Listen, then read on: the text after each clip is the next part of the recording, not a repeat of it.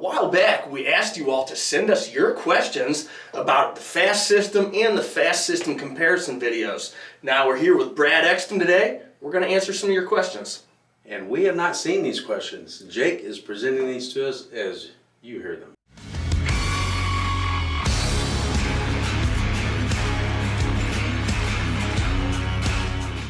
Mark Anthony from Facebook asked, what is the base fuel pressure coming from the FASS system going to the CP4?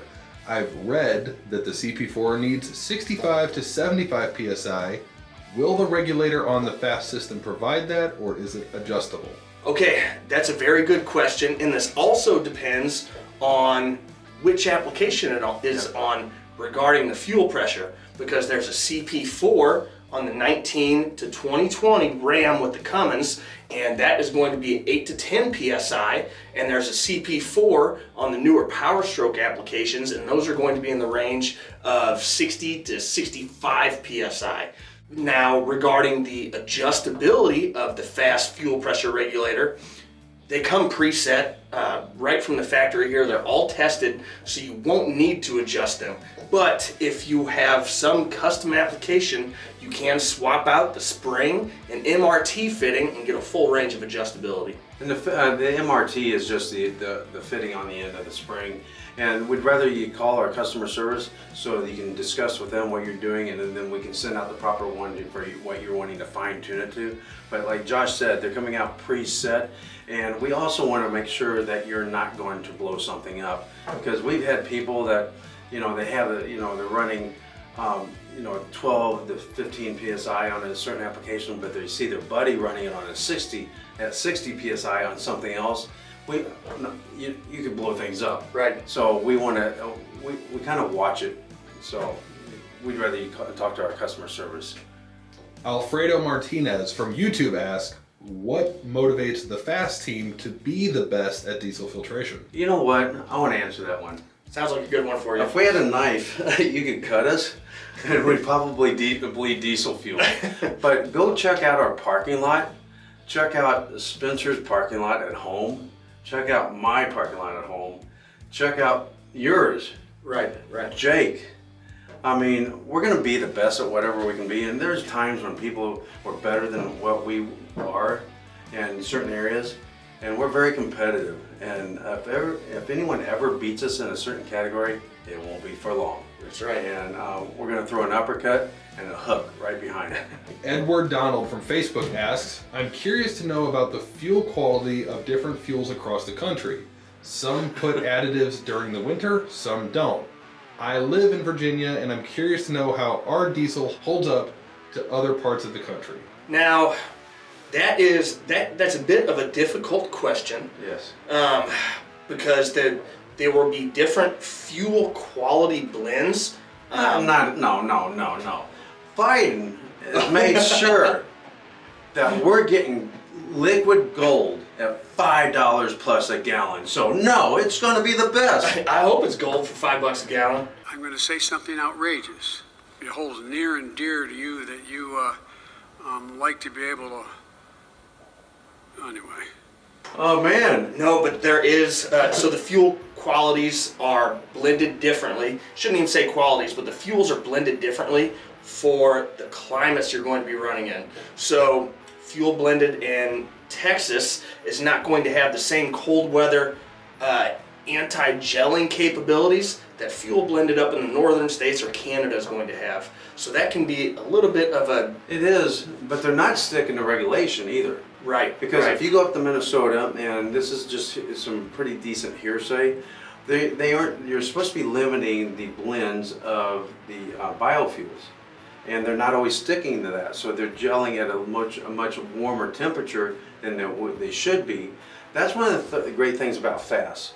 If you're going to be living in a cold climate, it's not cold year round, and they're not cutting the fuels at the same time. So if you're down in Florida and you have 300 gallons on board, yep, and you leave there and then you drive and you get up north, you're driving into cold weather with warm weather fuel.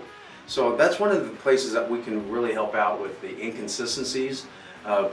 It's a great question, but if you're going to be in cold weather, throw one of our heaters on and almost forget about it, okay? And maintain your filters. That's right. That's right. Okay, so yeah, that's a loaded question, great question, but with the blended bios and all that, they aren't sticking, the fuel stops are not sticking to what they're regulated to. Right. Derek Quinter from Facebook asks, other than air cavitating in the fuel lines, how does air in the fuel affect the injector spray pattern / quantity delivered?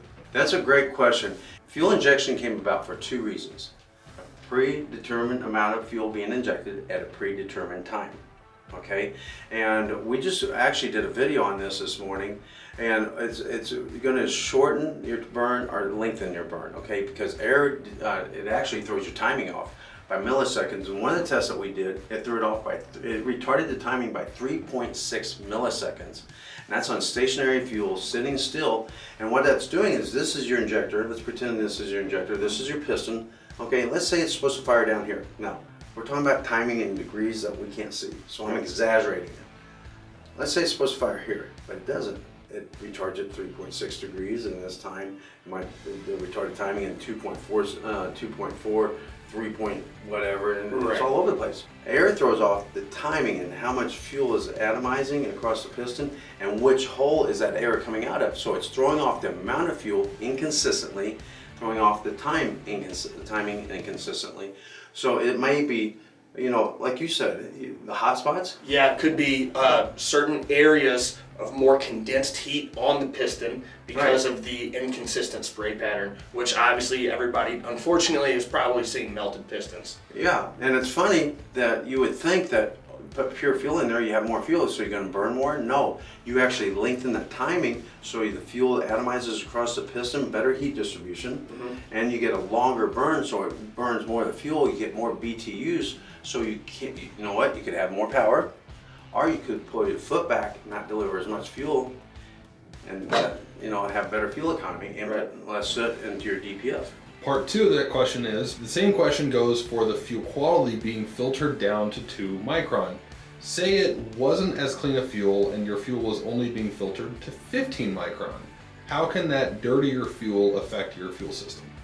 Dirtier fuel, if you're passing contaminants, this can cause abrasion and wearing on your fuel system. I mean, that's really the most simple way to put it. Debris, where you need fuel to lubricate the fuel injector. If there's debris in there, it's going to be like sandpaper, just wearing injection system components. And you know what? It might not be so important. That 15 micron filter on a B or C model CAD or a P7100 12 valve, those tolerances are relative now, are loose.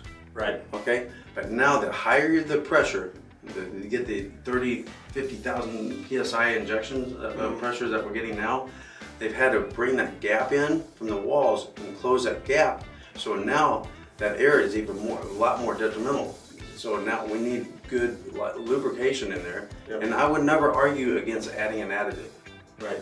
Okay? Even though that we're going to increase your fuel lubricity by at least 10%, I wouldn't argue about putting an additive in. I agree.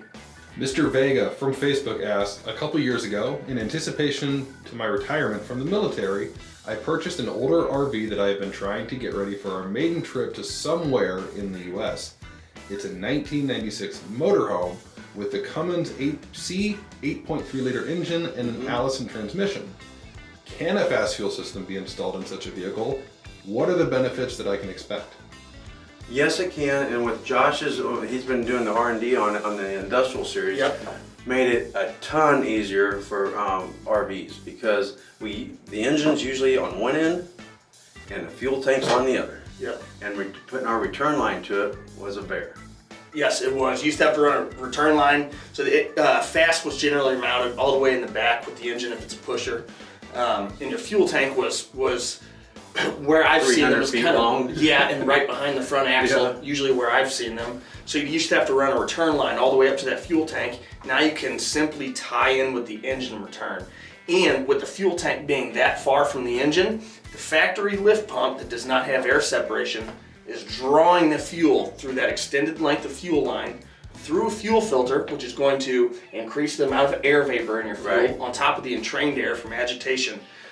So once you install a FASS system, The FASS, it's still going to have the air vapor and the entrained air Which and is the not fuel going line. to deliver to the engine. Right, going to the FASS, but we're going to separate out the air vapor and the entrained air, along with removing all water down to over 99% of the water that can be found in diesel, and supplying that pusher with pure diesel fuel. And his name's Vega, right? Mr. Vega, yes, sir. Mr. Vega. All right, liked it.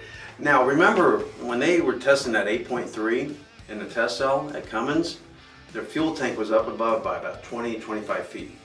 That's a gravity feed, so you don't have the vapor that Josh was talking about. You don't have the sloshing and all that. That's where the majority of your air comes from in most applications, but I don't know when you're drawing at 9,000 feet on these RVs how much air is in there. And then they were putting the hot air to return back to another fuel tank so they didn't contaminate their supply tank.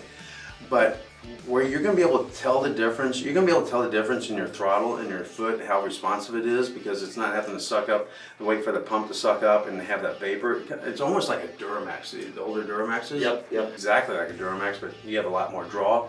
But where you're going to be able to tell the difference, and I'm speaking to some RVers, when you have a full tank of cool fuel and you first go down the road, usually the RVers can tell how much better it runs versus like a quarter tank of hot fuel, because you have all that draw and it's thinner. We're going to keep it running like it does with a full tank of cool fuel, a little bit better, but all day.